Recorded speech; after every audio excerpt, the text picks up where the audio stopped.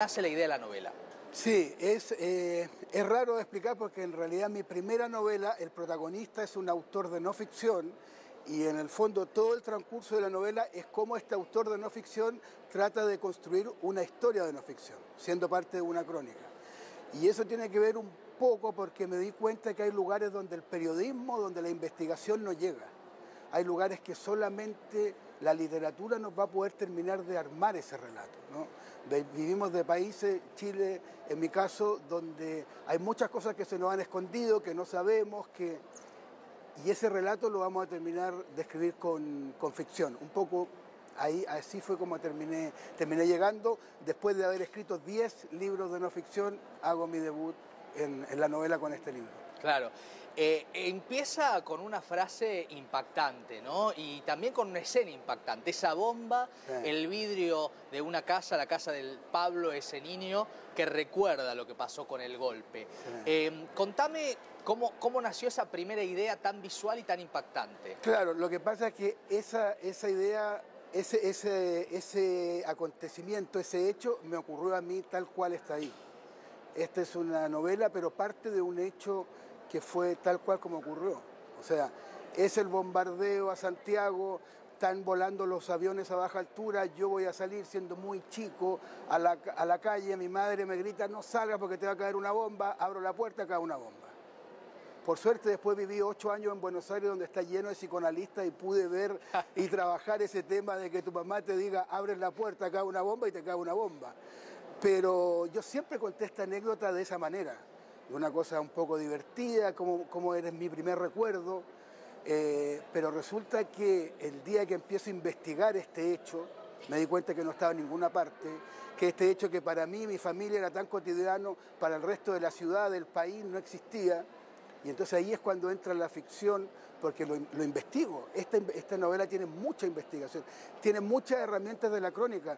Yo siempre digo que con esta novela pasé de trabajar en la crónica literaria a la literatura crónica. Está muy cercana a las herramientas, pero parte, tal como tú dices, de un hecho completamente real que me pasó a mí. Claro. Además, hay algo interesante, además de que es un género híbrido este libro, también impresionante respecto a esto que decís, ¿no? No existía en la historia, entonces lo que no se, volviendo al psicoanálisis, lo que no se nombra no existe, por eso la escritura, ¿no? Claro, un poco, y terminó pasando que mientras yo escribía la novela, parte del hecho, como te repito, parte de un hecho que me pasó a mí, pero en la medida que va avanzando me voy separando. Exacto. Y cada vez más, pero empiezo a ver cosas en el protagonista que también me ocurrieron a mí. Yo empecé a ver, escribiendo esta novela, empecé a entender, escribiendo Una historia perdida, las consecuencias que tuvo en mí haber sido un niño bombardeado, haber sido un niño que su primer recuerdo es que un avión tira una bomba en su cabeza.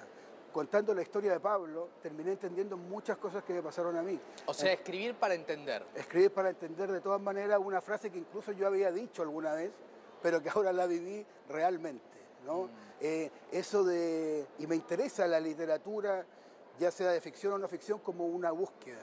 No me gusta cuando dicen, yo tengo todo tan claro que voy a hacer un libro, sino que en este caso era, yo tengo todo tan difuso que voy a hacer un libro a ver qué es lo que puedo encontrar, ¿no? Ese camino me interesa mucho más.